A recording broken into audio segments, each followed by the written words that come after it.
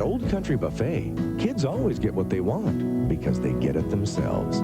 What's the story with your mom? Does she party? Hello. How's it going? As many of you, like myself, have probably had to endure at one point or another, you've probably had to watch some training videos. You know, a lot of these big corporations, or especially chains, they're gonna have you watch a training video or a series of training videos. I remember when I first started at a certain hardware store, and my whole first week was essentially just watching training videos. I mean, they went over everything from how to lift a box, how to talk to people. I think it's particularly funny how some businesses will go into such great detail in these training videos, while other places will just have you be trained by somebody that was hired not 2 weeks before you. There's one particular training video that has been in the back of my mind for a while now that has always given me a giggle.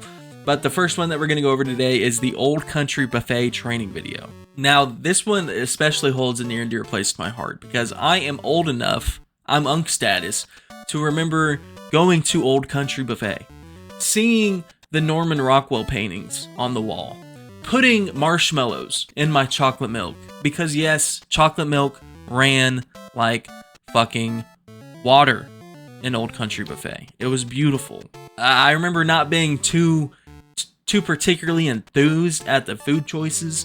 It's definitely somewhere your parents, dare I say grandparents, would probably prefer. I don't remember it being bad. I just remember definitely loading up on that pizza section, loading up on some french fries, you know, anything that could clog my 10-year-old arteries. That was my drug of choice. And also, I haven't watched this full thing. I've only seen clips of it, you know, some of the funnier parts. But it is a 10-minute video. I'm going to go ahead and watch the whole thing. Here we go. Your other shift duties. We'll begin with your second shift duty, greeting and serving guests. Now, it does start kind of abruptly, and it does say segment 3. I did try to look around, see if I couldn't find the whole training video, but I think this is the best of the best. I think this is the best part anyways. So, again, without any further ado, I'll press play. Good evening. Fried enough to eat today? Boy, I'll say. Well, that's great. Would you care for some ham or beef? A little both, I think. All right. Bro, right off rip, I'm sorry, but if I went up to the fucking beef guy and he looked me up and down and went, "Find enough to eat today?" I'd be like, damn. He's calling me a fat son of a bitch, I know it. By greeting the guest warmly and holding brief conversations as you serve them, you say to our guests, "We're glad you're here." So what do you do for work? Oh, I'm a carver down at the Hometown Buffet. Ooh, very nice. Good evening. Or, Hi, how are you? Good evening. Hi, how are you? Greetings should go something like RFK would at the White House. Hello. How are you? I know that's an audio problem. This is an old, damn near deep fried video at this point, but that just, that was kind of funny. you might ask something like this.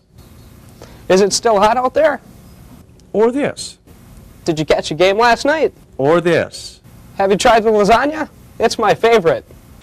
This poor bastard. I don't know why he seems so uncomfortable. I don't know if it's like the audio or if his voice is actually cracking that bad. It's making me wonder if he's like an actual employee and they just showed up at a Hometown Buffet and were like, "No, we're filming you."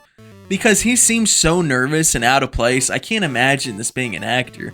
And you know, power to him. I'm sure if I deep dive a little bit, I'm sure somebody's asked these questions before. Have you tried the lasagna? It's my favorite. I also think it's so funny too if I'm like, "Oh, hey, you mind if I get some of that ham?" And the ham guy's like, "You should try the lasagna." Again, I feel like I'm being subtly told to fuck off. It's like, I think you need to run at the salad bar.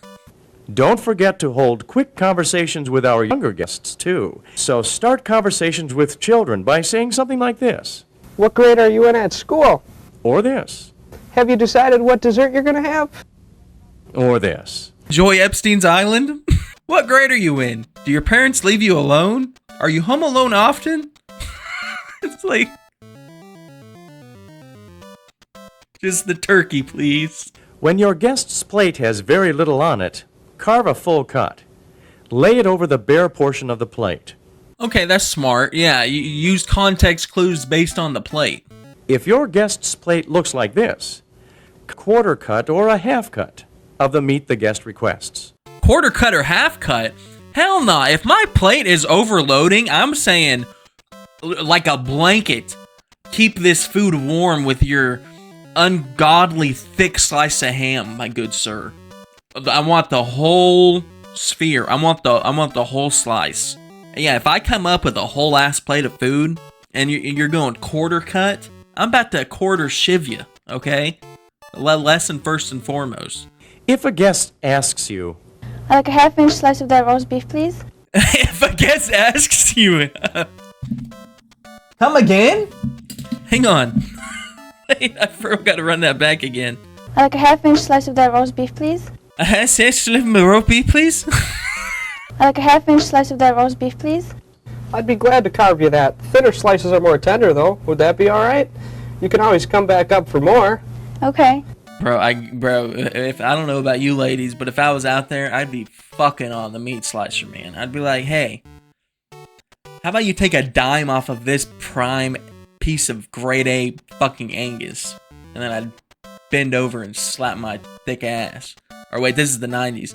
I'd bend over and slap my pencil thin ass. Be like, I just got that shit liposuction, baby girl. Baby boy. How's that for you? That's fine, thanks. asking how's that makes sure guests are happy with the slice they received.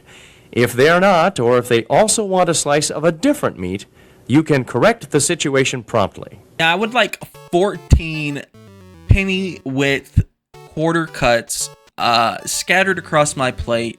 Make sure it doesn't touch the peas. Thanks. Your third shift duty is maintaining the carving station. Can't have a dirty carving station. The bitches won't come if you have a dirty carving station. Hawk Tua, spit on that thing. Promptly spit on your cutting board. Wipe any loogies and discard of any boogers into the wastebasket. Keep an eye on the walls, mirrors, sneeze guards, and floors around your station to make sure they stay clean. If they aren't, use the time between guests to clean them. I gotta clean the walls? Bro, I'm sorry, I'm not gonna come get a piece of meat if the damn carver's scrubbing the walls. Imagine you see this motherfucker wiping up some puke from the floor, scrubbing the walls down, and then goes, "Look, what can I get you?" Note that the process is described for right-handed carvers. If you are left-handed, reverse the process. That's what I mean. Some of these videos are so overly specific about some things. If you're right-handed, or this is a right-handed station. If you're left-handed, mirror the process. It's like, you don't think left-handed people have been doing that since birth? I think left-handed people know, oh, I'm just gonna have to do this the other way. Believe it or not, dull knives are more dangerous than sharp knives. You know, just like he said, dull knives are more dangerous than sharp knives. That applies to people too, unfortunately. Anyways, y'all, I think I'm going to go ahead and wrap it up there. I think I'm definitely going to come back to the training video idea. So let me know if you enjoyed this or not. Be sure to leave a like, comment, subscribe, all that good stuff. Really means a lot. Be sure to follow me on anything and everything at EXX47. And appreciate you guys. Thanks.